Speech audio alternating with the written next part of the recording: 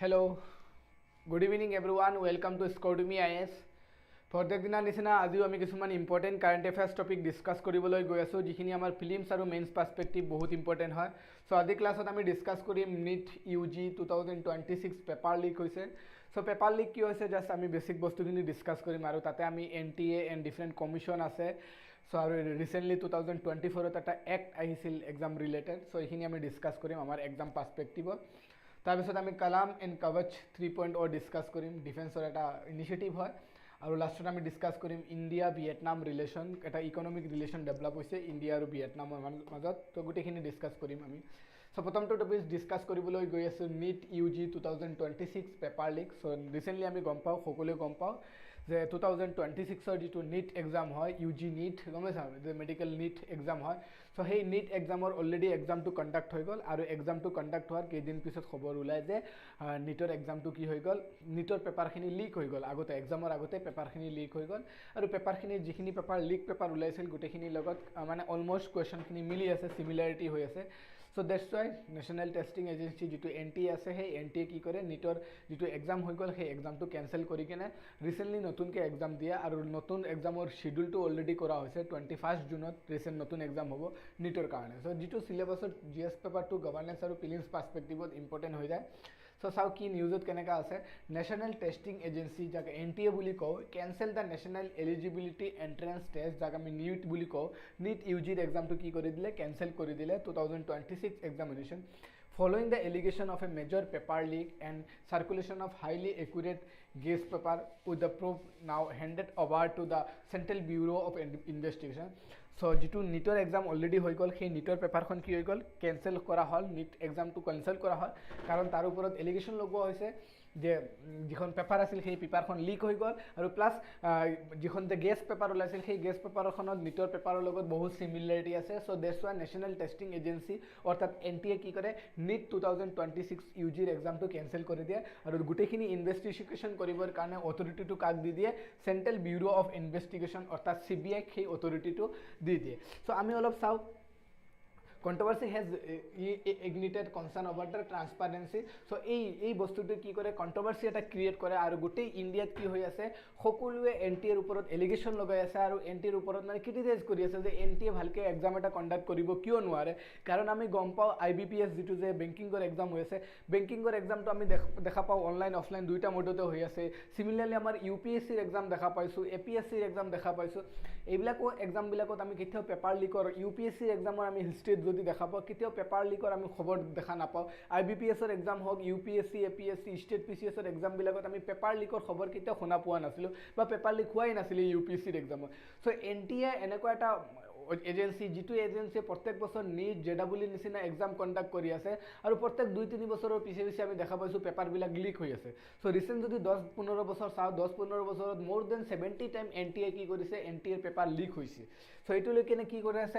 Controversy create হৈছে। আৰু 2024ৰ K Radhakrishnan এটা কমিটি আছিল exam related, NTA related recommendation লৈ কিনে। চ' গোটেইখিনি নিউজত আছে। চ' ষ্ট্ৰাকচাৰেল এণ্ড ষ্টেটুটাৰী লিমিটেশ্যন চাওঁ, কিয়ৰ কাৰণে এক্সামটো ইমান চেলেঞ্জেছ হৈ আছে। চ' এইখিনি চাওঁ। The society versus statutory body debate. So' কিয়ৰ কাৰণে ইমান এক্সামটো মানে ইমান লিমিটেশ্যন, ইমান পেপাৰবিলাক লিক হৈ আছে, বা আমাৰ NTAৰ এক্সামৰ পেপাৰবিলাক ইমান কিয় লিক হৈ আছে। যদি চাওঁ লাষ্ট 12 বছৰৰ পৰা 15-12 বছৰৰ পৰা বহুতবাৰ মোৰ দেন 70 টাইম NTAৰ পেপাৰবিলাক লিক হৈ আছে। লাগিলে সি নিট এক্সাম হওক, JEE এক্সাম হওক, এণ্ড আদাৰ এক্সামবিলাক হওক, আমি দেখা পাই আছোঁ বহুত পেপাৰ লিক হৈ আছে। চ' পেপাৰ কিয় লিক হৈ আছে, ইমান এক্সাম ৰিলেটেড কিয় ক্ৰাইচিছ আহি আছে আমাৰ ইণ্ডিয়াত। চ' গোটেই বস্তুখিনি চাওঁ। চ' তাৰে প্ৰথম পইণ্টটো চাওঁ আমি, society versus statutory body debate এটা ক্ৰিয়েট হৈছে। কাৰণ আমি গম পাওঁ UPSC হওক, APSC হওক, এইবিলাক এটা কি হয়, কনষ্টিটিউশ্যনেল বডি হয়। UPSC APSC কি হয়, এটা কনষ্টিটিউশ্যনেল বডি হয়, আৰু সিহঁতৰ ওচৰত কি থাকে, এটা কনষ্টিটিউশ্যনেল অট'নমি থাকে, নিজে ডিচিশ্যন মেকিং পাৱাৰ থাকে, অট'নমাছ বডি থাকে। বাট যিটো NTA national testing agency is a registered as a society, এইটো এটা ছ'চাইটি হয় under society regulation act 1860। So' society regulation এক্টৰ আণ্ডাৰত NTA ন্যাশনাল টেস্টিং এজেন্সিটো এটা কি হয়, এটা সোসাইটি হয়, এটা এক্সিকিউটিভ বডি হয়। সো NTA কি না থাকে, কমপ্লিটলি অটোনমাস নহয়, নিজে ডিসিশন মেকিং পাওয়ার নিজে কৰিব নোৱাৰে। সো সেই কাৰণে বেসিক্যালি কি দেখা পাই আছো, সোসাইটি ভাৰ্সেস স্ট্যাটুটাৰি বডিৰ মাজত এটা ডিবেট ক্ৰিয়েট হৈ আছে যে ন্যাশনাল টেস্টিং এজেন্সি যেটো এটো বৰ্তমান কি হৈ আছে, এজ এ সোসাইটি বা এজ এ এক্সিকিউটিভ বডি হিচাপে আছে। সো ন্যাশনাল টেস্টিং এজেন্সি যেটো এটো স্ট্যাটুটারি বডিৰ স্ট্যাটাসটো দি দিব লাগে, আৰু স্ট্যাটুটাৰি বডিৰ স্ট্যাটাসটো দিয়াৰ লগে লগে সিহঁতৰ হাতত কি আহি যাব, অটোনমিটো আহি যাব। UPSC APSC নিচিনা নাহিলেও অলমোস্ট কি আহি যাব, অলপ অটোনমি আহি যাব, আৰু নিজৰ হাতত যেতিয়া অটোনমি আহি যাব তেতিয়া সেই এক্সাম ৰিলেটেড ক্ৰাইচিছবিলাক যাতে দেখা নাপাওঁ আৰু। তো this creates a legal light weight status, often leading to the limited administrative teeth and a perceived lack of sovereign accountability during crisis. So নিজৰ মাজত sovereignty নাথাকে, নিজে নিজে ডিসিশন মেকিং ল'ব নোৱাৰে, কাৰণ ইটছ এ সোসাইটি, স্ট্যাটুটাৰি বডিও নহয় প্লাস কনস্টিটিউশনাল বডি নহয়। সো নিজে নিজৰ ডিসিশন ল'ব নোৱাৰে। So lake of A permanent cadre, আৰু এই যে NTA যেটো ন্যাশনাল টেস্টিং এজেন্সি যেটো আছে সিহঁতৰ কি আছে, নিজৰ পাৰ্মানেন্ট কেডাৰ নাই, যে এক্সামটো কন্ডাক্ট কৰিবৰ কাৰণে নিজৰ ওচৰত ৰিসোৰ্স নাথাকে, নিজৰ ওচৰত হিউম্যান ৰিসোৰ্স নাথাকে, বুজিছে বস্তুটো। সো সেই কাৰণে এটা ডাঙৰ ড্ৰবেক দেখা পাওঁ। NTA relies heavily on staff on deputation and contextual employee. As a national testing agency আছে, national testing agency maximum employee বিলাক কি হয়, on deputation and as a contextual basis employee বিলাক সিহঁতে হায়াৰ কৰে। যেতিয়া এক্সাম আহে, এক্সামৰ টাইমত সিহঁতে contextual basis employee বিলাক হায়াৰ কৰে, আৰু সেই contextual basis যিবিলাক এমপ্লয়ী হায়াৰ কৰে সেই এমপ্লয়ী বিলাকৰ পৰা কুৱেশ্যন পেপাৰ বিলাক বেছি লিক হৈ থাকে, গম পাইছে বস্তুটো। সো এটা ডাঙৰ problem. Without dedicated permanent institutional cadre, building a long term culture of secrecy and specialized expertise in psychometrics and security becomes a difficult. So ভাল পার্মানেন্ট কেডার নাই, কন্টেক্সুয়াল বেসিসত লোৱা আছে, ডেপুটেশন বেসিসত লোৱা আছে, যার কারণে আমি কি দেখা পাইছো, ট্রান্সপারেন্সি কম দেখা পাই আছো। Single point failure design, the mega exam model conducting test for 20+ lakh student on a single day create a catastrophic risk profile. So একদিনৰ ভিতৰত এটা ডাঙৰ এক্সাম কন্ডাক্ট কৰা এটো NTR কাৰণে পসিবল নহয়, মানে NTR কাৰণে পসিবল মানে কি NTR কাৰ ওপৰত ডাঙৰ এটা বাৰ্ডেন পৰি যায়। সো দ্যাটস ওয়াই এইবিলাক এক্সাম ৰিলেটেড ক্ৰাইসিস দেখা পাই আছো। সো মনত ৰাখিবা এইখিনি, ডাঙৰ এক্সাম পতা হয়, বহুত ষ্টুডেণ্ট ই হয়। Paper trail and logistic vulnerability, outsourcing the unoutsourcing able. Critical tasks like printing, warehousing and transportation are often outsourced to private third-party vendor. Each human touch point in this chain is potential leak point. So মনত ৰাখিবা এই যিখিনি যে NTA কি কৰে, নিজৰ paper বিলাক কি কৰে, বিভিন্ন ঠাইত পেপাৰ বিলাক কি কৰা হয়, দিল্লীৰ পৰা পেপাৰ বিলাক বিভিন্ন লোকেশনত কি কৰা হয়, পেপাৰ বিলাক অফলাইন পেপাৰ বিলাক দিয়া হয় না। সো সেই পেপাৰ বিলাক যাওঁতে এই পেপাৰ বিলাক আউটসোৰ্স কৰাৰ বা সেই পেপাৰ বিলাক বেলেগ জায়গা ট্ৰান্সপোৰ্টেশন কৰাৰ দায়িত্বটো থাৰ্ড পাৰ্টিক দিয়া হয়, থাৰ্ড পাৰ্টি ভেন্ডৰক NTA দিয়ে, কাৰণ নিজৰ ওচৰত পাৰ্মানেন্ট কেডাৰ নাই। সেই কাৰণে NTA কি কৰে, সেই পেপাৰ বিলাক আউটসোৰ্স বা সেই পেপাৰ বিলাক ট্ৰান্সপোৰ্টেশন বেলেগ জায়গাত কি প্ৰিন্টিং কৰাৰ, ওয়্যাৰ হাউসিং প্লাস ট্ৰান্সপোৰ্টেশন কৰাৰ দায়িত্বটো থাৰ্ড পাৰ্টি, প্ৰাইভেট থাৰ্ড পাৰ্টিক দি দিয়ে, আৰু সেই প্ৰাইভেট থাৰ্ড পাৰ্টি ভেন্ডৰ বিলাকৰ পৰা লিক হোৱাৰ পটেনশিয়েলটো বহুত বেছি থাকে। Center level weakness দেখা পাইছো, many national exam are held in private school and unverified college. So বহুত এতিয়া ন্যাশনাল লেভেল এক্সাম বিলাক দেখা পাইছো, কাৰণ কম্পিটিশন বহুত বাঢ়ি আছে, কাৰণ নীট এক্সামত দেখা পাইছো more than 22 লাখ ষ্টুডেণ্টে এইবাৰ এপিয়াৰ হৈছে। সো 22 লাখ ষ্টুডেণ্টৰ কাৰণ এপিয়াৰ হ'বৰ কাৰণে এটা দিনতে এটা সময়তে 22 লাখ ষ্টুডেণ্ট এপিয়াৰ হ'বৰ কাৰণে গভৰ্ণমেণ্ট ইনষ্টিটিউচন বিলাক ইমান সুইটেবল নহয়, বা গভৰ্ণমেণ্ট ইনষ্টিটিউচন বিলাক কি নহয়, মানে নহব, মানে তাতকে বেছি লাগে, লোকেশন বেছি লাগে। সো দ্যাটস ওয়াই আমি দেখা পাইছো বহুত ন্যাশনাল এক্সাম বিলাক আজিকালি প্ৰাইভেট স্কুল বা আনভেৰিফাইড কলেজ বিলাককো পতা হৈ আছে, য'ত আমি দেখা য'ত ভালকে কি নাথাকে, CCTV নাথাকে, ভালকে কি নাথাকে, সিগনেল জমাৰ এইবিলাক বস্তু নাথাকে। সো দ্যাটস ওয়াই তাতেও কি দেখা পোৱা যায়, পেপাৰ লিকৰ এটা কি থাকে, পটেনশিয়েল থাকে এইবিলাক জায়গা। OMR paradox, why OMR based tests are cost effective for millions, the physical handling of answer sheets after the exam, transportation to scanning center provide a second window for the tampering. So যেতিয়া exam হৈ যায়, exam হোৱাৰ পিছত আকৌ সেই OMR sheetটো কি কৰা হয়, NTR অফিচত লৈ যোৱা হয়। সো আকৌ সেকেন্ড ফেজত আমি কি দেখা পাওঁ, এক্সামৰ পিছত সেকেন্ড আৰু এটা ট্ৰান্সপোৰ্টেশন দেখা পাওঁ, আৰু সেই সেকেন্ড ট্ৰান্সপোৰ্টেশন ফেজতো আকৌ কি দেখা পাওঁ, আমি টেম্পাৰিং বা লিকৰ পটেনশিয়েল দেখা পাওঁ। So technical and digital divide দেখা পাইছো, hacking versus leaking trade-off, transition to computer based testing solve the physical paper leak problem but introduce the remote access risk hacking vulnerability. So আমি দেখা পাইছো কি এই যেটো যে কি আছে পেপাৰ বেজ যিটো যে টেষ্ট হৈ আছে নিটৰ নিট ইউজি সো ৰিসেন্টলি আমাৰ এডুকেশ্যন মিনিষ্টাৰে কি কৈছে যে পেপাৰ বেজ নহয় এতিয়াৰ পৰা নেক্সট যিটো নিটৰ এক্সাম হ'ব সেই নিটৰ এক্সামটো কি হ'ব ডিজিটেল হ'ব কম্পিউটাৰ ই টেষ্ট হ'ব গম পাইছোঁ বাট ই টেষ্টটো এটা ভাৰ্নেবিলিটি আছে যে তাতে হেক হোৱাৰ সম্ভাৱনা আছে গম পাইছা সাইটবিলাক হেক হোৱা কাৰণ এনটিএ পেপাৰতে এক্সাম ভালকৈ কণ্ডাক্ট কৰিব পৰা নাই তো অবভিয়াছলি অনলাইনতো হ'ব সো এনটিএ কি কৰিব লাগে আইবিপিএছ যিবিলাকে আইবিপিএছে যেনেকৈ অনলাইন এক্সাম পাতে কি দি দিয়ে টিচিএছক দি দিয়ে দায়িত্বটো আইবিপিএছে এক্সাম কণ্ডাক্ট কৰা সো এনেকা কৰি দিব পাৰে যদি এনেকা কৰিলে ভাল হ'ব মানে ডিজিটেল ইনফ্ৰাষ্ট্ৰাকচাৰ যে India lack enough government own high capacity digital testing centre so ইণ্ডিয়াত ইমান ডিজিটেল টেষ্টিং চেণ্টাৰ নাই এইবিলাক বনাব লাগে ডেভেলপ কৰিব লাগে ইনফ্ৰাষ্ট্ৰাকচাৰ ডেভেলপ হ'ব লাগে সোশিও ইকনমিক প্ৰেছাৰ কুকাৰ যদি চাওঁ coaching nexus the $1 billion coaching industry in hub like Kotha create a win at all cost mentality so এইবিলাকো এটা ডাঙৰ কোচিং যিটো কোচিং প্ৰেছাৰ যিটো ক্ৰিয়েট হৈ আছে এইটো এটা ডাঙৰ ৰিজন হয় extreme competition versus limited seat 23 lakh ষ্টুডেণ্টে কি কৰি আছে এক্সাম দি আছে তাতে 1 লাখ ষ্টুডেণ্টে চিট পাব সেইটোতো ডাঙৰ কথা নহয় আমাৰ এপিএছচিত কি 1 লাখ ষ্টুডেণ্টে এক্সাম দিব আৰু চিট কেইটা ওলাইছে 78টা চিট ওলাইছে so coaching versus extreme competition versus কি আছে লিমিটেড চিট হৈ আছে সো এইটো এটা ডাঙৰ sharp fee disparity between the affordable government college so এইটো এটা ডাঙৰ ethical erosion so এইখিনি জাষ্ট মনত ৰাখিবা কিহৰ কাৰণে আমাৰ এক্সামত ইমান প্ৰব্লেম হৈ আছে সো এতিয়া আমি চাওঁ অলপ এনটিএৰ বিষয়ে চাওঁ যিটো আমাৰ এক্সাম পাৰ্সপেক্টিভত ইম্পৰ্টেণ্ট এপিএছচিৰ এক্সাম পাৰ্সপেক্টিভত ইম্পৰ্টেণ্ট নেশ্যনেল টেষ্টিং এজেঞ্চিটো কি হয় এনটিএ কি হয় so national testing agency is a specialised autonomous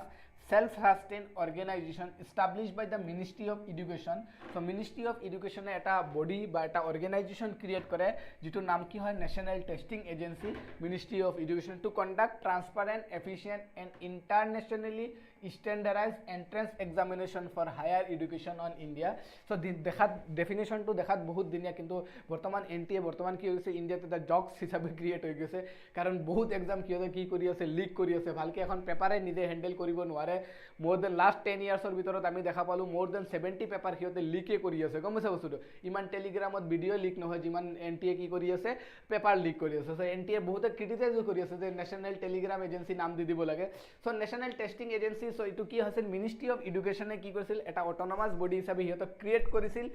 two conduct the transparent efficient and internationally standardized entrance examination মানে এটা ইন্টাৰনেশ্যনেল ষ্টেণ্ডাৰ্ড এক্সামিনেশ্যন প্যাটাৰ্ন বা ইন্টাৰনেশ্যনেলি ষ্টেণ্ডাৰ্ডাইজ এন্ট্ৰেন্স এক্সাম পাতিবৰ কাৰণে মিনিষ্ট্ৰি অফ এডুকেশ্যনে কি কৰে নেশ্যনেল টেষ্টিং এজেন্সি বুলি এটা অৰ্গেনাইজেশ্যন এষ্টাব্লিছ কৰিছিল আৰু বেসিক্যালি এই এনটিএটো কি হয় এটা সোসাইটি টাইপ হয় আৰু এটো কাৰ আন্ডাৰত ৰেজিষ্টাৰ হৈ আছে সোসাইটি এক্ট 1860 আন্ডাৰতে কি হৈ আছে ৰেজিষ্টাৰ হৈ আছে মনত ৰাখিবা national testing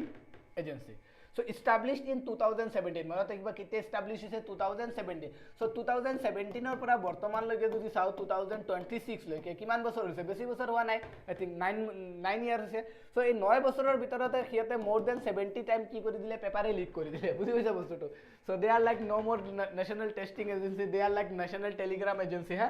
so NTA is a society registered under the Indian Society Registration Act 1860 so মনত ৰাখিবা নেশ্যনেল টেষ্টিং এজেন্সি যেটো আছে এনটিএ নেশ্যনেল টেষ্টিং এজেন্সি এটো কি নহয় এটো কনস্টিটিউশনাল বডিও নহয় মনত ৰাখিবা এটো কি নহয় স্ট্যাটুটাৰি বডি নহয় নন স্ট্যাটুটাৰি মনত ৰাখিবা এটো নন স্ট্যাটুটাৰি বডি নহয় মনত ৰাখিবা নন স্ট্যাটুটারি বডি নহয় সো এটো কি হয় it's a complete pure executive body হয় মে এজ এ সোসাইটি মনত ৰাখিবা এটো কি হয় এটা এনটিএ এটা কি হয় সোসাইটি হয় মনত ৰাখিবা সোসাইটি আৰু এটা পিওৰ কি হয় পিওৰ এক্সিকিউটিভ বডি হয় মনত ৰাখিবা pure executive body pure executive body hoy it's not a constitutional body not a statutory body nor a non statutory body eko no hoy it's a pure executive body made under Indian Society Registration Act 1860 ei actor under as a society hisabe national testing agency register kora hoise 2017 so it's not a statutory body created by an act of parliament so national testing agency karone kono parliamentary act nai etu Indian Society Registration Act 1860 under as a society hisabe 2017 register kora hoise national testing agency created by an parliament but instead realized executive power so it's a pure executive hoy union government ke examination so hiate ki exam pate hiate exam pate JEE main no sir engineering JEE NEET UG CUT UG so এইবিলাক exam পাতে বহুত ডাঙৰ exam higher এডুকেশ্যনৰ বহুত ডাঙৰ entrance exam হয় সিহঁতে পাতে বাট কোনো ট্ৰান্সপাৰেন্সি নাই গোটেইখিনি মানে অভাৰ ট্ৰান্সপাৰেন্ট হৈ যায় পেপাৰো লিক কৰি দিয়ে গম পাইছা so it also conduct crucial post graduate eligibility assessment such as CUT PG ৰ কাৰণে পোষ্ট গ্ৰেজুৱেশ্যনৰ কাৰণে CUT PG পাতে UG NET UGC NET exam পাতে for assistant professor CSIR UGC NET এইবিলাক এক্সামো পাতে NTA পাতে গম পাইছা বাট পেপাৰ লিক কৰি থাকে দুদিন পিছে পেপাৰ লিক কৰি থাকে Governance and leadership of NTA is overseen by a governing body. Eta governing body take comprising of eminent educationists, member from the user institution. So it operation are led by Director General. Mono takiba Indian yes NTA national testing agency jitu ase national testing agency head kun hoy Director General hoy DG Director General as its chief executive officer a post generally at the rank of joint secretary of the government of India so director general take NTA national testing agency sobat ke head kun hoy director general and director general or rank to kenar ka take joint secretary of government of India as a joint secretary rank ko take aru basically ei director general zone ejon ki take IAS officer take mone thakbe national testing agency head kun hoy director general zone hoy aru iman khiotor i na থাকে composition na থাকে baki sob ki hoy khiotor deputation aru ki kore contractual basis of employee bilak hire kori থাকে so that's why itu eta dangor cause hoy core strategy function the agency is operation goal include the identifying secure pattern institution partner institution for online testing online exam patibor karone creating scientifically based question bank and building a robust research and development culture in educational testing so basically exam conduct kore hiote aru ibilak dangor kotha adileke kora nai hiote exam o bhalke patibo pora nai so moving to the eta committee ase 2024 ot NTA related eta committee asil Dr. K Radhakrishnan committee so tekhat ki asil ISRO chairman asil amar ISRO jitu space agency so ei tekhate eta tekhator under eta committee bonua hoise under Ministry of Education the high level committee of expert constituted by Union Ministry of Education in 2024 Ministry of Education banaisile ei committee to suggest the reform for the national testing agency national jitu testing agency ase bortoman telegram agency hoy ase so hei agency to reformer karone 2024 ot amar Union Ministry of Education e eta committee banaisil recommendation suggestion dibor karone aru hei committee to naam asil Dr. K Radhakrishnan committee so is led by Dr. K Radhakrishnan former chairman of ISRO amar jitu space Indian Space Research Organization of the former chairman ase so it was established following the widespread concern and report of paper leak irregularity in NEET UG 2024 so ami gom paisilu 2024 to NEET paper leak hoisil UGC NET paper leak hoisil irregularity dekha poi goisil jitu national testing agency জন্মৰ পৰা হিয়তে এনেকা কৰি আছে so এটোৰ কাৰণে এটা committee বনোৱা হৈছে so committee to recommendation two কি আছে ৰিকমেন্ডেশন কম্প্ৰিহেনসিভ ৰিস্ট্ৰাকচাৰিং অফ NTA ৰিস্ট্ৰাকচাৰিংৰ কাৰণে হিয়তে ৰিকমেন্ড কৰে committee recommended transforming the national testing agency into a more autonomous মানে national testing jitu agency ase itu bortoman ki ase eta pure executive body hisabe ase as a society hisabe ase hiot statutory body no hoy constitutional body no hoy so hitor autonomy nai so yate ei committee to ki kose national testing agencies tuk aru ki banabo lage aru olop autonomy diba lage aru olop autonomous diba lage professional banabo lage and accountable body banabo lage with dedicated verticals for technology security operation and ethics and transparency ebilakot highly train kori kene more autonomous body hisabe NTA develop koribo lage dangor kotha koisil introduction of DG exam system mane digital exam system introduce koribo lage bortoman NEET UG jitu itu paper based exam hoi ase gomesa so etu ki hobo lage digital exam hobo lage jenaka JEE mains exam ki hoi thake JEE mains exam digital hoi thake so JEE nisina similarly ki hobo lage NEET UG jikhini other jikhini NTA exam ase gutekhini digital exam হ'ব লাগে যেনেকা IBPS exam conduct কৰে সিমিলাৰলি হ'ব লাগে কাৰণ কেতিয়াবা শুনিছা নেকি IBPS ৰ এক্সামৰ পেপাৰ লিক হৈছে শুনা নাই so কি হ'ব লাগে DG exam হ'ব লাগে committee propose a DG exam model similar to DG yatra using Aadhaar link authentication biometric air driven identity verification to ensure only genuine candidate appear for exam so Aadhaar verification plus biometric verification or through the kene air driven identity verification system or through the kene DG yatra nisina eta platform create kori kene NTA কি কৰিব লাগে DG exam system to digital exam system to introduce কৰিব লাগে যাতে তাতো কি না হে হ্যাকিং না থাকে আৰু authentic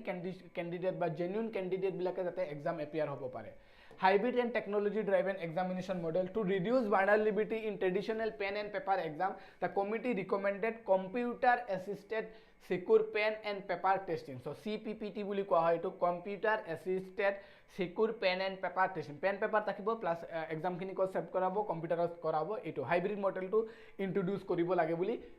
এই কমিটিটোৱে ৰিকমেন্ড কৰে।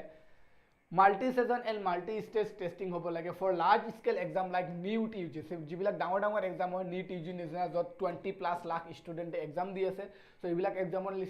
কাৰণে কি কৰিব লাগে for large-scale exam like NEET UG, it proposed conducting exam across multiple season. বেলেগ বেলেগ সেজনত হ'ব লাগে, একদিনা পাতিলে নহব, বেলেগ বেলেগ দিনত পাঠক লাগিলে। Explore multiple stage screening model to reduce logistical pressure and improve fairness. গমছা, সো একদিনত পাতাৰ লগে লগে কি আহি যায়,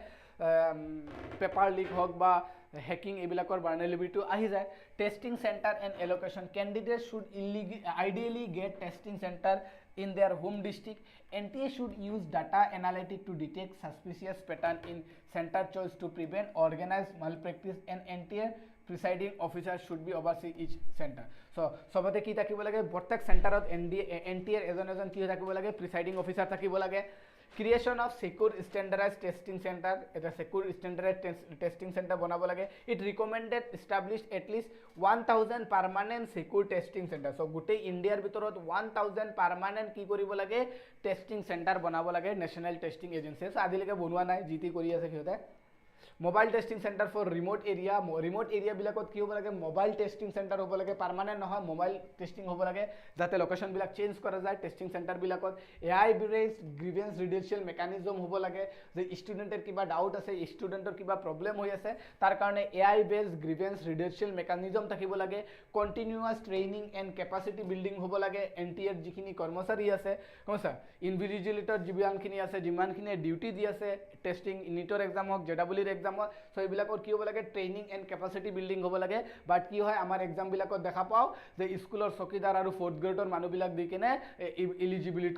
ইলিজিবিলিটেশ্যন কৰাই আছে। কোচিং ওভাৰসাইট হ'ব লাগে, কোচিং সেন্টাৰ বিলাক কি হ'ব লাগে, অলপ কন্ট্ৰোল গভৰ্নমেন্টৰ কন্ট্রোলত লৈ আহিব লাগে। গমছে বস্তুটো। So state and central government should establish oversight mechanism for the increasingly dominant private coaching industry, যে প্রাইভেট কোচিং ইন্ডাস্ট্রি বিলাকৰ যেতিয়া ডমিনেন্ট বাঢ়ি আছে, স্টুডেন্টৰ ওপৰত অবভিয়াসলি প্রেসার এটা ক্রিয়েট হৈ আছে ন। সো এক্সেসিভ যাতে ডমিনেন্স ক্রিয়েট নহয় সেই কাৰণে সেন্ট্ৰাল গভৰ্নমেন্ট আৰু স্টেট গভৰ্নমেন্টে তাৰ ওপৰত এটা কি কৰিব লাগে, ৰেগুলেশন লৈ আহিব লাগে, আৰু যেটো আমাৰ আসাম গভৰ্নমেন্টে অলৰেডি আমাৰ মামাই কৰি দিলে হা।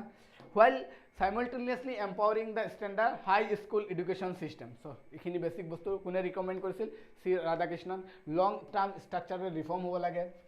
দীঘলীয়া টাইমৰ কাৰণে, যিখিনি আগৰ পসিবল যিখিনি থ্ৰেট আছে এইখিনি। সো আৰু এটা আছে এক্ট আছে exam related, public examination prevention of unfair means act 2024. So institutional এইটো এক্টত কি লিখা আছিল, institutional scope, the act specially governs examination conducted by the central authorities including UPSC, SSC, Railway Recruitment Board, আর RRB যেটো IBPS and the National Testing Agency. So এটো basically কত apply হয়, এই যেটো যে public examination prevention of unfair means act 2024, এই এক্টটো basically কোনটো ন্যাশনাল এক্সামিনেশনৰ কাৰণে এপ্লিকেবল হয়। এই এক্টটো UPSC, SSC, ৰেলওয়ে, RRBৰ এক্সাম, তাৰ পিছত NTAৰ এক্সাম বিলাকৰ কাৰণে এই এক্টটো এপ্লিকেবল হয়, public examination prevention of unfair means act. So ইয়াতে কি দিখা আছে, পেনাল্টিজ কি দিয়া হয়, ইট ইন্ট্রোডিউস যে কোনোবাই যদি এক্সাম রিলেটেড ফ্রড করে, বা কোনোবাই যদি এক্সামত গৈ কিনে চিটিং করে, বা কোনোবাই এক্সামৰ পেপাৰ লিক কৰে, বা কোনোবাই এক্সামত গৈ কিনে চিটিং কৰে, পেপাৰ লিক কৰে, বা কোনোবাই নকল লৈ যায় এইবিলাক এক্সামত, তেতিয়াহ'লে সিহঁতৰ ওপৰত কেনেকা পেনাল্টিজ লগোৱাব। So introduce deterrent sentencing with a prison term ranging from the 3 to 5 year, 3 বছৰৰ পৰা 5 বছৰলৈকে কি দিয়া হ'ব, জেলৰ ভিতৰত ৰখোৱাব যদি কোনোবাই এক্সামত আনফেয়াৰ এক্টিভিটি ধৰা পৰে, for an individual offender, and up to 10 years for those involved in organized crime. আর যদি কোনোবা এই যে পেপাৰ লিকত এটা অৰ্গানাইজ ক্ৰাইম ন, কাৰণ পেপাৰ লিক এজনে কৰিব নোৱাৰে ন, এজনৰ লগত গোটেই এটা কি থাকে চেনেল থাকে ন, গোটেই চেনেলটো কি কৰে পেপাৰ লিক বিলাক কৰে। সো এই এক্সাম ৰিলেটেড যোনবিলাকে অৰ্গানাইজ ক্ৰাইম সিন্ডিকেট কৰি আছে, বা এক্সামত আনফেয়াৰ এক্টিভিটি কৰি আছে অৰ্গেনাইজ হিচাপে সো সিহঁতক কি কৰিব 10 ইয়াৰ্ছ লৈকে আপ টু 10 ইয়াৰ্ছ লৈকে সিহঁতক সেন্টেন্স কৰাব জেল দিয়াব আৰু যদি কোনোবাই ইন্ডিভিজুৱেলি যদি অকলে যদি আনফেয়াৰ এক্টিভিটি কৰে exam public examination UPSC APSC এইবিলাক এক্সামত তেতিয়াহ'লে তাক 3 পৰা 5 বছৰলৈকে জেল দিয়াব আৰু লগতে কি থাকিব এটা ফাইনো থাকিব গম পাইছা যিটো ফাইন আমাৰ অসম চৰকাৰে কিমান কৈছিল 1 crore ফাইন থাকিব পাৰে বুজিছা Codification of malpractice, the legislation defined 20 specific offences effectively covering modern threats such as impersonation এটা বেলেগ এজনৰ জায়গাত বেলেগ এজন জায়গা মানুহ বহাই দিয়ে গম আছে সো ফৰ এক্সাম্পল মই আছো মোৰ হামসকল আৰু এটা পুৰা মোৰ নিচিনা বনাই কিনে মেকআপ চেকআপ কৰাই কিনে এক্সামত ভৰাই দিলে গম আছে সো মই ইমান নাজানো সি তাক পুৰা ট্ৰেইন কৰি কিনে তাক বহাই দিলো so it's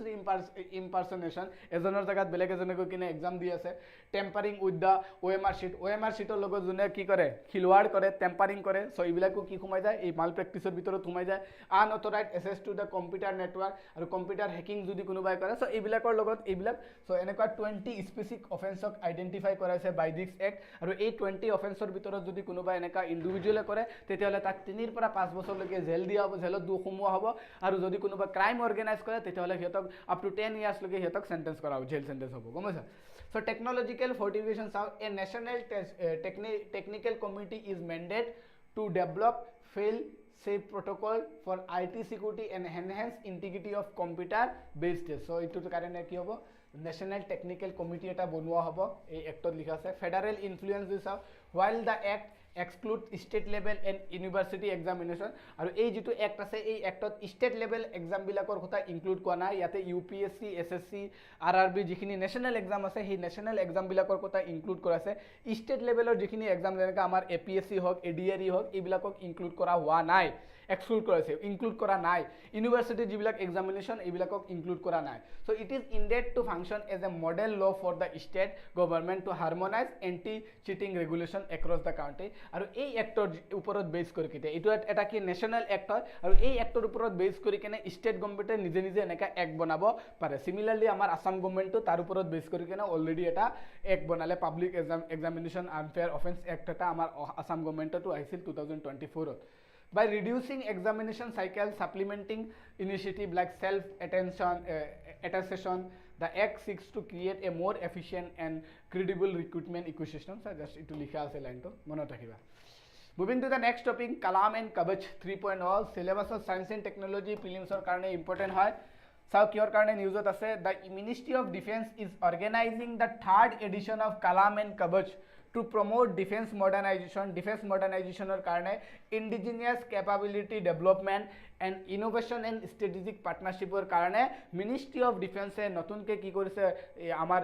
notun ke third jitu edition etu organize kora hoise already first and second edition to শেষ হল jitu ki hoy Kalam and Kavach হয় সো কালাম এণ্ড কাবচৰ থাৰ্ড এডিশ্যনটো বা থাৰ্ড এডিশ্যনটো অৰ্গেনাইজ কৰি আছে আমাৰ মিনিষ্ট্ৰি অফ ডিফেন্সে য'ত বেচিকেলি ডিফেন্স মডাৰ্ণাইজেশ্যন ইণ্ডিজেনাইজেশ্যন অফ ডিফেন্স এইবিলাকৰ ওপৰত ষ্ট্ৰেটেজিক ডিফেন্স পাৰ্টনাৰশ্বিপ এইবিলাকৰ ওপৰত গুৰুত্ব দিয়া হয় সো এইটো আমাৰ ইণ্ডিয়াৰ এটা ইণ্ডিজিনিয়াছ ইনিচিয়েটিভ হয় আমাৰ under ministry of defence so Kalam and Kavach 3.0 কি হয় Kalam and Kavach 3.0 is a high level strategic defence conference so eta ki hoy eta high level strategic defense conference hoy being held at the UNESCO center in New Delhi hoise eibaror jitu third edition jitu eto New Delhi hoise kot hoise monot rakiba it serves as a platform bringing together policy maker military leaders defense industry bilak defense startup academia deployment and strategic expert bilakor ekalage ki kore ekalage ekgut hoy kene eta platform ba eta ki dia hoy eta strategic conferenceor platform create kora hoy so monot thakiba kalam and kabach jitu kalam and kabach eta ki hoy eta high level strategic defense cooperation hoy jot defense policy maker or para military leader or para defense industry startup or para academia diplomat or para strategic expert or para সকলো মানুহে এই conference পত as a participate করে এটা মানে এটা common platform create করা হয় গোটেইখিনিৰ কাৰণে আৰু যাক আমি strategic defence conference the commonly known as Kalam and Kavach বুলি গম পাওঁ তো এইবাৰৰ থিমটো কি হয় taking Jay forward with I2 মনত ৰাখিবা taking Jay forward with I2 মনত ৰাখিবা সো জয় মানে কি জয়েনেস আত্মনিৰ্ভৰতা এণ্ড ইনোভেশন সো জয় মানে জয়ৰ মিনিংটো হৈছে ইয়াতে লিখা আছে না taking J forward with I square, taking J forward with I square. So J माने की jointness, आत्मनिर्भरता, innovation, and I2 माने की indigenization and international collaboration. I2 meaning है. Objective क्यों है? The objective is to strengthen India's defense ecosystem. Obviously defense और क्यों ऐसे conference है तो strengthen India's defense ecosystem. The India defense ecosystem to extend kora to main year objective. The conference aim to accelerate defense production scalability to achieve the vision of Vikshit Bharat at 2047. तो आमार विकसित भारत जो M आছিলে एटू आमार fulfil करा यार main aim है के area of discussion चाও the conference will focus on emerging defence technology so एबार जो कालाम एंड काबास जो कॉन्फ्रेंस हो আছে এই কনফারেন্সত কোনটো ডিফেন্সৰ ওপৰত ডিসকাস কৰাব সো এবাৰ ডিসকাস কৰাব আৰ্টিফিশিয়াল ইন্টেলিজেন্সৰ ওপৰত ডিসকাস কৰাব আৰ্টিফিশিয়াল ইন্টেলিজেন্স ইন ডিফেন্সত আমি কেনেকা আৰ্টিফিশিয়াল ইন্টেলিজেন্স এনাবল কৰিব পাৰো এনাবল এআই এনাবল ইন ওয়্যাৰফেয়াৰ তাৰ ওপৰত ডিসকাস কৰাব অটোনমাস সিস্টেম এন্ড ড্ৰোনস টেকনলজিৰ ওপৰত ডিসকাস কৰাব যেটো ইউএভি বুলি কও আনমেন এৰিয়েল ভেহিকল সো তাৰ ওপৰত ডিসকাস কৰাব तार पिছত हाइपारसोनिक टेक्नोलॉजीर ऊपर डिस्कस करा हबो क्वांटम एनेबल्ड डिफेंस सिस्टमर ऊपर डिस्कस करा हबो एडवांस C4ISR कैपेबिलिटी जेटो एटा डिफेंस टेक्नोलॉजी तार ऊपर डिस्कस हो इमार्जिंग टेक्नोलॉजी बिलाकर डिफेंस टेक्नोलॉजी बिलाकर ऊपर एबार कलाम एंड कवचर डिस्कस करा हबो space and cyber security threat from the space and low earth orbit domains and the need for integrated security preparedness so space and cyber security upor discuss korabo trial service integration emphasis will place on the joint military operation and integrated defense planning jeto amar tinta service ase army navy aru air force or majot ki hobo trial service integration duitar tinita service or majot ki hobo joint operation military operation ba joint defense operation er upor discussion kora hobo. So moving to the next topic, India-Vietnam relation. Syllabus of international relation and prelims perspective बहुत important. News of क्यों करने ऐसा साउ India-Vietnam have upgraded their bilateral ties with the enhanced comprehensive strategic partnership. मनो तक क्या India और Vietnam और relation to बर्तमान केने का हल enhanced comprehensive strategic partnership. So এইবিলাক কি হয় জাস্ট রিলেশনশিপ হয় যেনেকা আমি মই যেনেকা কোনোবা এজন ফ্ৰেন্ডৰ লগত ফৰ এক্সাম্পল মই তোমাৰ লগত কি আছো বন্ধু ফাৰ্স্ট স্টাৰ্টিংত ফ্ৰেন্ড হে কেইদিন থাকাৰ পিছত কি হৈ যাব বেস্ট ফ্ৰেন্ড হে তাৰ পিছত কেইদিন থাকাৰ পিছত কি হৈ যাব বেস্ট ফ্ৰেন্ড ফৰ এভাৰ হে সো এনেকা টাইপ হে friend best friend forever হে তাৰ পিছত কি হ'ব সুনু মুনু গুলু মুলু এইবিলাক হৈ যাব না সো দ্যাটস ওয়াই এনেকা আৰু হে সো আগত ফ্ৰেন্ডশিপ আছিল ডিপ্লোমেটিক ফ্ৰেন্ডশিপ কম্প্ৰিহেনসিভ ফ্ৰেন্ডশিপ সো ফ্ৰেন্ডশিপটো যেতিয়া ভাৰি থাকে তেতিয়া হলে কি হৈ যায় এটা টাইমত কি হয় যেনেকা ফার্স্টত comprehensive friendship diplomatic friendship so international রিলেশনত এইবিলাক ইউজ কৰা হয় সো লাষ্টত গৈ কেনে কি হৈছে ইন্ডিয়া আৰু ভিয়েটনামৰ বৰ্তমান ৰিলেশনটো কেনেকা টাই হৈ আছে enhance comprehensive strategic partnership is a comprehensive strategic partnership হিসাবে ডেভেলপ হৈ আছে following the talk between Indian PM and Vietnamese president in New Delhi so New Delhi Vietnamৰ president আছিল আমাৰ মোদীজি আৰু ভিয়েটনামৰ প্ৰেসিডেন্টৰ মাজত ডিসকাশন হল আৰু তাতে আমি strategic partnership to develop কৰিলো with Vietnam. So evolution of India-Vietnam relation কেনেকা start হৈছিল India আৰু Vietnamৰ relation. So diplomatic relation start হৈছিল 1972. India and Vietnam established full diplomatic relation in 1972 আৰু তাতে মধ্যস্থতা কোনে কৰিছিল USSR এ কৰিছিল কাৰণ আমি গম পাও 1970s ৰ বিগিনিংৰ পৰা আৰম্ভ কৰি কিনে after the second India Pakistan war after the Tashkent agreement তাৰ পিছৰ পৰা ইণ্ডিয়াৰ ৰিলেশন টু অলপ USSR ৰ ফালে বহুত বেছি ভাল হৈ যায় up to the IPG LPG reformer লৈকে ইণ্ডিয়া আৰু কাৰ লগত USSR ৰ ৰিলেশনটো ভাল হৈ যায় the last period of cold war so সেইটো টাইমত আমি গম পাও যিখিনি কমিউনিষ্ট কান্ট্ৰি আছে বা যিখিনি সোশ্যালিস্ট কান্ট্ৰি আছে সেইবিলাকৰ লগত ইণ্ডিয়াৰ ৰিলেশনটো বহুত ভালকে এস্টাব্লিশ হৈ আছে সো তাৰে এটা এক্সাম্পল কি আছিল ভিয়েটনাম ইণ্ডিয়া আৰু ভিয়েটনামৰ মাজৰ ৰিলেশনটো ভালকে এস্টাব্লিশ হয় আৰু তাতে মধ্যস্থতা কোনে কৰিছিল USSR এ কৰিছিল so 1972 India Vietnam establish full diplomatic relation in 1972 strategic partnership develop হয় 2007 ত strategic partnership develop so আগত কি আছিল ফ্ৰেন্ড আছিল 1972 কি আছিল ফ্ৰেন্ড আছিল আৰু 2007 ত কি হয় হেই পাৰ্টনাৰশ্বিপ মানে ডিপ্লোমেটিক ৰিলেশনৰ পৰা কি হৈ যায় বেস্ট ফ্ৰেন্ড হৈ যায় strategic partnership develop হয় Vietnam was India's first strategic partnership within the Association of Southeast Asian Nations so Asian countryৰ ভিতৰত Vietnam was the first country যাৰ লগত ইণ্ডিয়াই comprehensive partnership develop কৰে 2007 so আগত কি আছিল ফ্ৰেন্ড আৰু ফ্ৰেন্ডৰ পৰা এতিয়া কি হৈ গল বেস্ট ফ্ৰেন্ড হৈ গল গম পাইছা বেস্ট ফ্ৰেন্ড বয়ফ্ৰেন্ড নহয় বেস্ট ফ্ৰেন্ড হৈ গল so আগত কি আছিল ফ্ৰেন্ড ডিপ্ল'মেটিক ফ্ৰেণ্ডশ্বিপ আছিল 1972 আৰু 2007 মনমোহন সিং আহি কেনে কি কৈ দিলে ক'লে এতিয়া আৰু ফ্ৰেণ্ড হৈ লাভ নাই এতিয়া আমি কি হৈ যাম বেষ্ট ফ্ৰেণ্ড আৰু এছিয়ান কাণ্ট্ৰিবিলাকৰ ভিতৰত Vietnam was the first country যাৰ লগত ইণ্ডিয়াই ষ্ট্ৰেটেজিক পাৰ্টনাৰশ্বিপ ডেভেলপ কৰিছিল আৰু 2016 মোদীজী আহি কেনে কৈছে যে বেষ্ট ফ্ৰেণ্ড হৈ কেনে কি হ'ব আমি কি হ'ম বেষ্ট ফ্ৰেণ্ড ফৰ এভাৰ হা বেষ্ট ফ্ৰেণ্ড ফৰ এভাৰ হা চ' কম্প্ৰিহেনচিভ ষ্ট্ৰেটেজিক পাৰ্টনাৰশ্বিপ ডেভেলপ হয় 2016 কি হয় কম্প্ৰিহেনচিভ strategic partnership develop হয় so bilateral relation were elevated to a comprehensive strategic partnership in 2016 হ্যাঁ ফ্ৰেণ্ডৰ পৰা বেষ্ট ফ্ৰেণ্ড এতিয়া কি হৈ গ'ল বেষ্ট ফ্ৰেণ্ড ফৰএভাৰ আৰু 2026 যেতিয়া ভিয়েটনামৰ ৰিসেন্টলি যেতিয়া ভিয়েটনামৰ প্ৰেসিডেন্ট আমাৰ ইণ্ডিয়াত আহিছিল তেতিয়া মোদী ডাঙৰীয়া তেখেতক মাতি কেনে ক'লে সো এতিয়া বেষ্ট ফ্ৰেণ্ড ফৰএভাৰ নহয় এতিয়া আপুনি মোৰ চনু মনু গুলু মুলু গম পাইছা সো এতিয়া কি হৈ গ'ল কম্প্ৰিহেনচিভ strategic partnershipৰ পৰা কি হৈ গ'ল enhance comprehensive strategic partnership so just friendship tour kali just অলপ গহৰা হৈ আছে গহৰাৰ লগে লগে নামটো চেঞ্জ হয় গম পাইছা বস্তু সো এইবিলাক আমি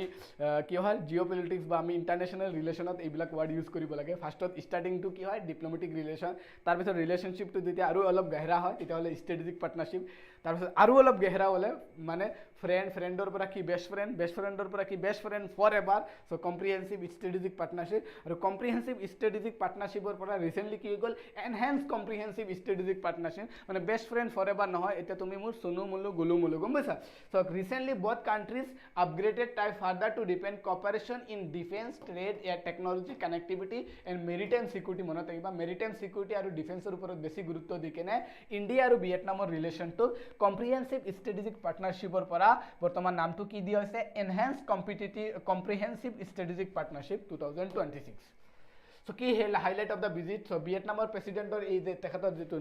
ৰিচেণ্ট যিটো ইণ্ডিয়া ভিজিট আছিল সেই ইণ্ডিয়া ভিজিটত তেখেতৰ কি ইম্পৰ্টেণ্ট আছিল সেইখিনি চাওঁ ট্ৰেড এণ্ড ইকনমিক কোঅপাৰেশ্যনৰ ওপৰত গুৰুত্ব দিয়া হৈছিল so' trade expansion India and Vietnam set to target a increase bilateral trade from $16 billion to $25 billion by 2030 so বৰ্তমান ইণ্ডিয়া আৰু ভিয়েটনামৰ মাজত কিমান বায়লেটাৰেল ট্ৰেড মানে কি বট মানে কি এক্সপৰ্ট প্লাছ ইম্পৰ্ট ইণ্ডিয়া আৰু ভিয়েটনামৰ মাজত যিটো বায়লেটাৰেল ট্ৰেড মানে এক্সপৰ্ট ইম্পৰ্ট কিমান হৈ আছে বৰ্তমান $16 billion হৈ আছে চ' বাই 2030 লৈকে এইটো ইনক্ৰিজ কৰিব লাগে টাৰ্গেট বনোৱা হৈছে যে $25 billion বাই 2030 হ'ব লাগে ফাৰ্মাচিউটিকেল কোঅপাৰেশ্যন হ'ব লাগে N MOU between drug regulatory authority will improve access for Indian pharmaceutical product in Vietnam so ইণ্ডিয়াৰ যিখিনি ফাৰ্মাচিউটিকেল প্ৰডাক্টছ আছে সেইবিলাকক ভিয়েটনামক কি কৰাব এতিয়া এক্সপৰ্ট কৰাব আৰু ভিয়েটনাম গভৰ্ণমেণ্টে সেইখিনিক এছেছ দিলে agricultural trade in agricultural fishery and animal product will be exported and simplified so' আমাৰ ইণ্ডিয়াৰ যিখিনি এগ্ৰিকালচাৰেল প্ৰডাক্ট আছে যিখিনি ফিচাৰী প্ৰডাক্টছ আছে যিখিনি এনিমেল হাজবেণ্ডাৰী প্ৰডাক্ট আছে এইবিলাক কি কৰাব এতিয়া ভিয়েটনামক এক্সপৰ্ট কৰা হ'ব exchange of agricultural product India will export grapes and pomegranates to Vietnam while Vietnam will export durian and pomelo to India so এখিনি কি হ'ব এক্সচেঞ্জ হ'ব এগ্ৰিকালচাৰেল প্ৰডাক্ট আছে ডিফেন্স এণ্ড সিকিউৰিটি কোঅপাৰেশ্যনত কি হ'ব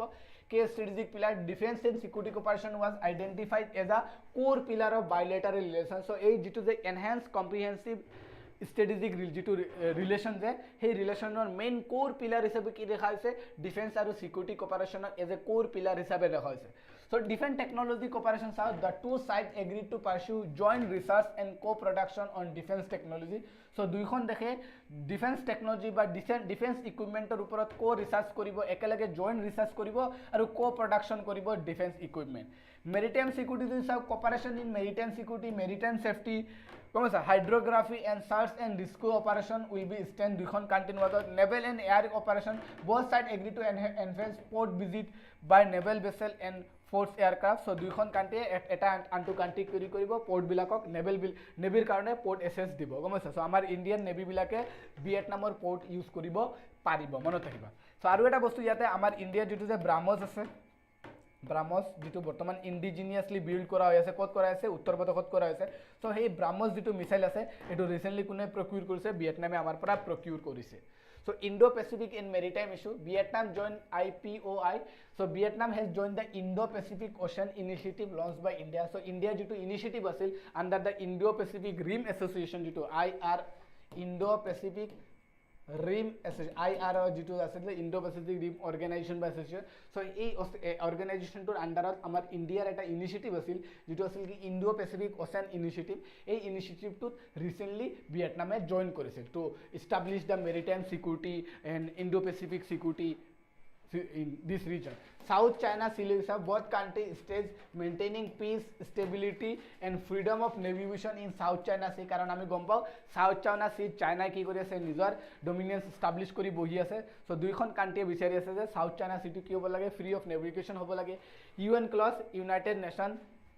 So the leader reference commitment to the United Nations Convention on the Law of the Sea as the legal framework governing the ocean activity. So South China Sea hok ba Indo-Pacific region hok tate UN clause implement hobo lage for the peace and security. So ekhini asil ki recent amar jitu visit India Vietnam or president or visitor ekhini main important highlight ase. So আজি আমি বহুত important topic কেইটা discuss কৰিছিলোঁ NEET ইউজিৰ ওপৰত discuss কৰিলোঁ Kalam and কভাৰ্চৰ ওপৰত discuss কৰিলোঁ আৰু ইণ্ডিয়া ভিয়েটনাম ৰিলেশ্যনৰ ওপৰত ডিছকাছ কৰিলোঁ আজিলৈকে ইমানে থাকক thank you everyone good night everyone অহাকালি লগ পাম আৰু কিছুমান ইম্পৰ্টেণ্ট টপিকছ লৈ কিনে